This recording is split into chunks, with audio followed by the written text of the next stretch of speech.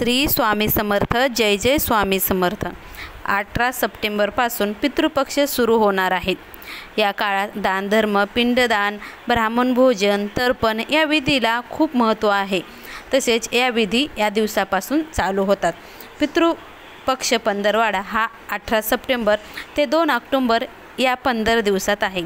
या 15 दिवसात पितृपक्षाच्या काळात आपल्याला काही संकेत मिळत असतात, जे संकेत आपल्याला असे दर्शवतात की तुमचे पितर तुमच्या जवळच आहे। त्यावरून असे समजून जा, परंतु तुम्ही यावेळेस घाबरू नका, कारण उलट आपल्याला हे संकेत मिळाले तर आपल्याला पितरांची सेवा करायची संधी मिळते। म्हणून आपल्याला हे संकेत तुम्ही दुर्लक्ष करू नका। जर आपण पितरांची सेवा केली तर कधीच आपल्या घरामध्ये कमतरता भासत नाही, परंतु या उलट जर कुणाला एखाद्याच्या घरात पितृदोष असेल तर त्यांचं कधीही काम होत नाही। त्यांनी कोणतेही काम हाती घेतलं तर ते पूर्ण होत नाही। त्या घरात संतती होत नाही, आणि संतती जर झालीच तर त्यांचे विवाह लवकर जमत नाही। त्यांच्या घरामध्ये सतत आर्थिक टंचाई असते। ही देखील पितृदोषाची लक्षणं आहेत।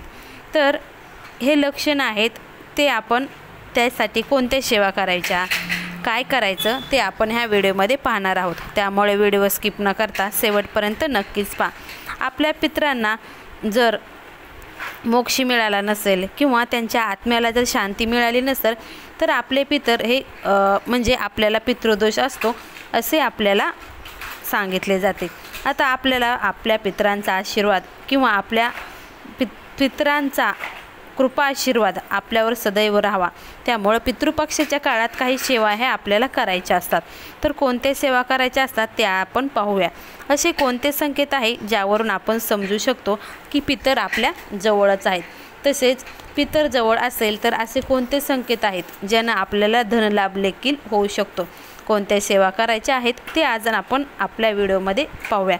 आपले पितर आपल्या जवळ आहे हे समजण्यासाठी काय करायचं, पितृपक्षात जर आपल्या घरात लाल मुंग्या दिसल्या, त्या लाल मुंग्या अचानक आपल्या घरात दिसल्या तर असे समजा आपले पितर आपल्या जवळच आहेत। तर त्या मुंग्यांना तुम्ही खडू किंवा स्प्रे मारू नका, तर त्या मुंग्यांना तुम्ही साखर खायला द्या। साखरामध्ये थोडे काळे तीळ नक्कीच टाका। काळे तीळ हे पितरांसाठी अर्पित असते, म्हणून त्या मुंग्याला तुम्ही साखर आणि तीळ अर्पण करा, मुंग्या आपोआप निघून जातील।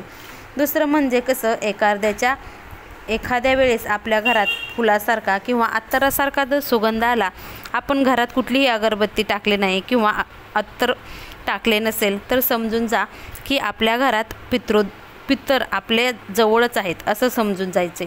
तिसरं म्हणजे काय, घर आवरताना आपल्या पूर्वजांचा एखादा फोटो दिसला किंवा पूर्वजांची एखादी वस्तू भेटली तर असं समजून जायचं पितर आपल्या जवळच आहे। पितृपक्षाच्या काळात एखादा कावळा जर घरातून काही अन्न घेऊन गेला तर समजायचे पितर आपल्या जवळच आहे। एखादे काळे कुत्रे तुम्हाला या पितृपक्षात दिसले तर हे सुद्धा लक्षण आपल्याला आपले पितर जवळ असल्याचे आहे।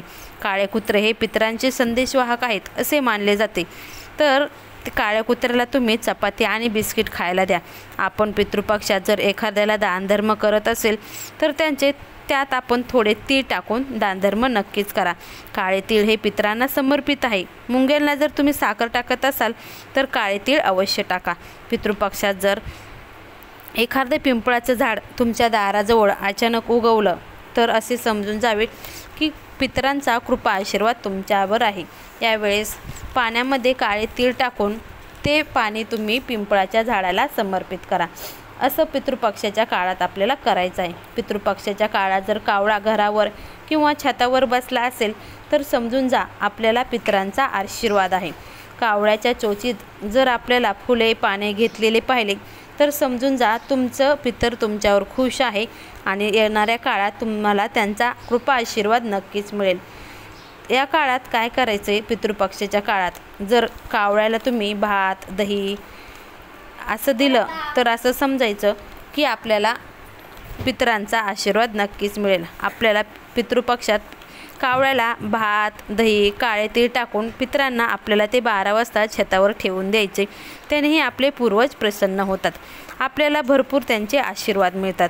पितृपक्षाच्या काळात जर एखादा कावळा गायीच्या पाठीवर बसून चोचीने टोचत आहे असे आपण जर पाहिले तर समजावे आपल्या घरावर नक्कीच एखादी आनंदाची बातमी येणार आहे. आपण या काळात गोरगरिबांना अन्नदान नक्कीच करा. परंतु खरंच ज्या गरिबांना त्या अन्नदानाची गरज आहे का हे पाहूनच तुम्ही अन्नदान करा. म्हणजे गरजू व्यक्तीलाच तुम्ही अन्नदान करायचं आहे. अन्नदान करा, वस्त्रदान करा, काही करा.